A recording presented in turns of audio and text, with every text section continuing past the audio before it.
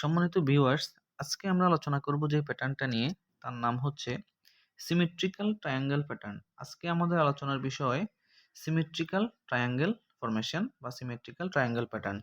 Friends, এটা একটা chart pattern, এটা একটা কন্টিনিউশন প্যাটার্ন। আজকে আমাদের ক্লাসে আমরা সংক্ষিপ্ত সময়ে একটু জানার চেষ্টা করি।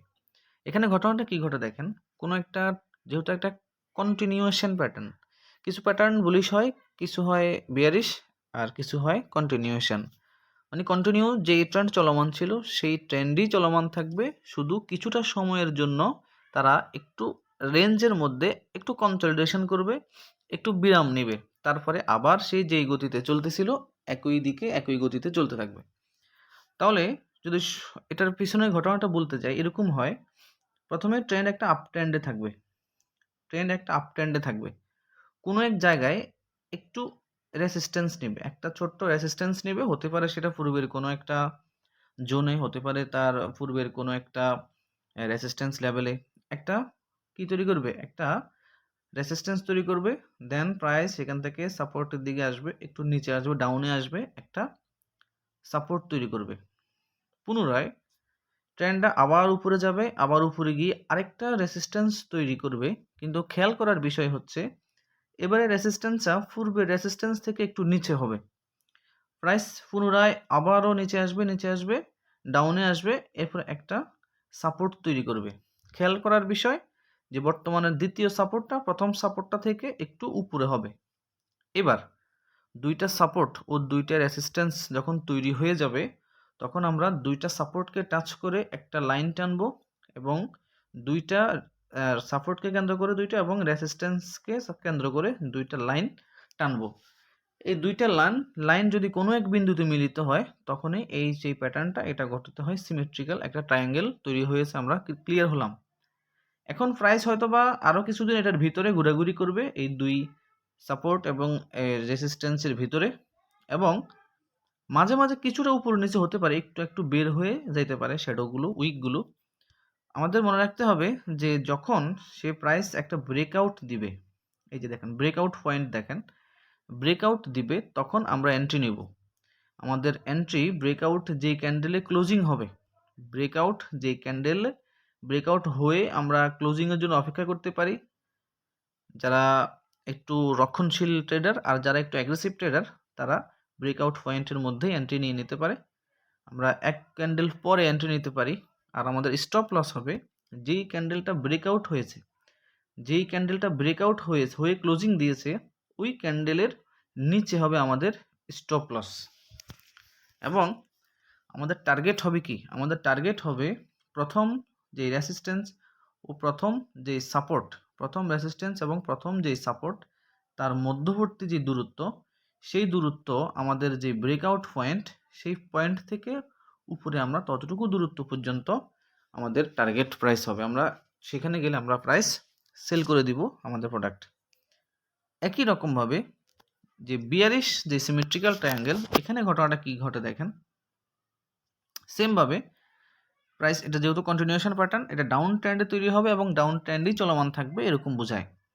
প্রাইস প্রথমে কোনো একটা অবস্থান থেকে নিচে ফল করবে, নিচে আসতে থাকবে, এসে কোনো এক জায়গায় একটা সাপোর্ট নেবে, হতে পারে পূর্বের কোনো সাপোর্ট লেভেলে, হতে পারে সেটা কোনো একটা ডিমান্ড লাইনে, অথবা কোনো একটা ট্রেন্ড লাইনের মধ্যে একটা সাপোর্ট সে তৈরি করবে। সাপোর্ট তৈরি করার পর প্রাইসটা আবার একটু উপরে যাবে, একটা রেসিস্ট্যান্স তৈরি করবে। একটা রেসিস্ট্যান্স তৈরি করার পর প্রাইস আবারও নিচে আসবে, একটা সময় গিয়ে আরেকটা সাপোর্ট তৈরি করবে। খেয়াল করার বিষয়, পূর্বের যে সাপোর্ট 1, সেই সাপোর্ট 1 থেকে সাপোর্ট 2টা একটু উপরে থাকবে, সমান নয়, একটু উপরে থাকবে। দেন প্রাইস এখান থেকে সাপোর্ট পেয়ে উপরে যাবে, একটা রেসিস্ট্যান্স তৈরি করবে।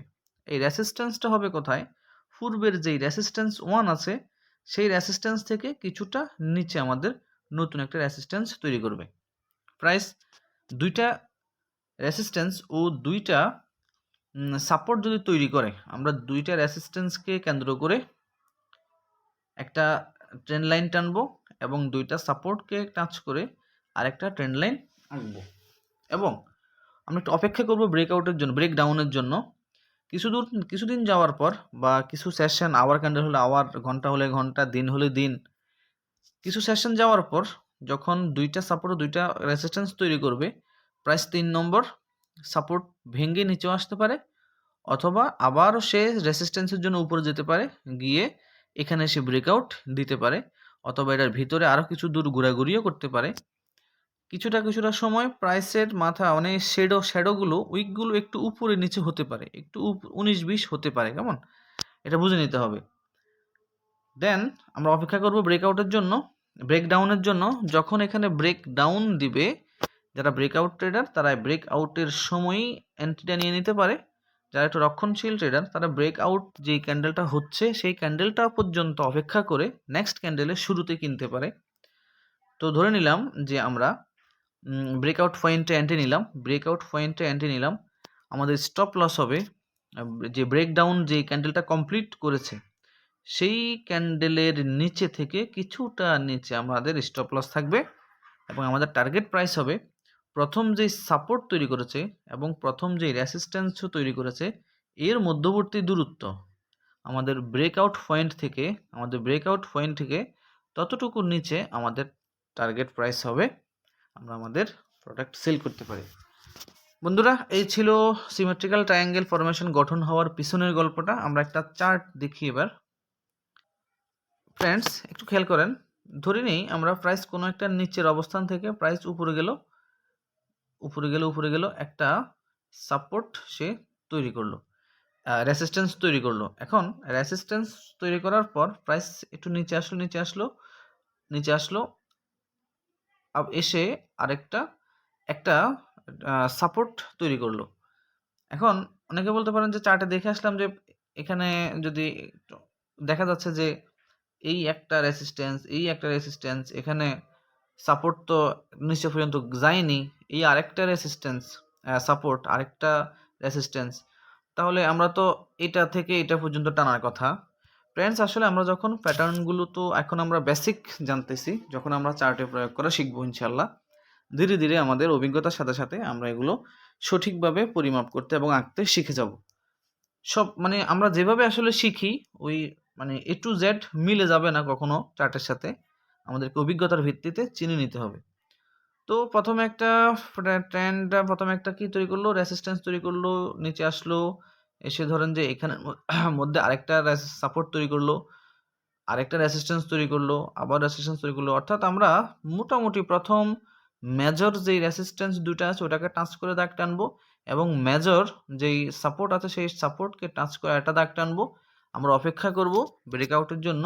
যখন ব্রেকআউট দিবে, যেই পয়েন্টে ব্রেকআউট দিবে আমরা সেই পয়েন্টে এন্ট্রি নিতে পারি, অথবা সেই পয়েন্ট ক্লোজিং হওয়া পর্যন্ত অন্তত অপেক্ষা করতে পারি। দেন যখন আমাদের ব্রেকআউট কমপ্লিট হবে, আমরা হয়তো সেই ক্যান্ডেলে অথবা পরের ক্যান্ডেলে বাই করব। স্টপ লস হবে যেই ক্যান্ডেলে ব্রেকআউট হয়ে ক্লোজিং দিবে সেই ক্যান্ডেলের থেকে কিছুটা নিচে আমাদের স্টপ লস দিব। আমাদের টার্গেট হবে কি, আমাদের টার্গেট হবে যে প্রথম যেই রেসিস্ট্যান্স, প্রথম যেই সাপোর্ট, এটার মধ্যবর্তী যেই দূরত্বটা আমরা মেপে নিব সেটা আমাদের ব্রেকআউট পয়েন্ট থেকে উপরে পর্যন্ত ততটুকু আমাদের টার্গেট হবে। অনুরূপভাবে আমরা যে বিয়ারিশ প্যাটার্নও চিন্তা করতে পারি। তো ফ্রেন্ডস, আজকের কথা বাড়াচ্ছি না, আমরা সহজভাবে বেসিক লেভেলে প্যাটার্নটা দেখলাম। আপনাদেরকে অসংখ্য ধন্যবাদ যারা এই পর্যন্ত ভিডিওটা দেখেছেন। আপনাদের লার্নিং কন্টিনিউ রাখেন। আমাদের চ্যানেলটাকে প্লিজ একটু সাবস্ক্রাইব করে দিন, একটা লাইক করে দিন, এবং কমেন্ট করে জানান পরবর্তী কোন চার্ট নিয়ে বা কোন প্যাটার্ন নিয়ে আমাদের আলোচনা করা উচিত। আমরা আপনাদের প্রত্যেকটি কমেন্টের উত্তর যথাযথভাবে দেওয়ার চেষ্টা করব। ভালো থাকেন, সুস্থ থাকেন।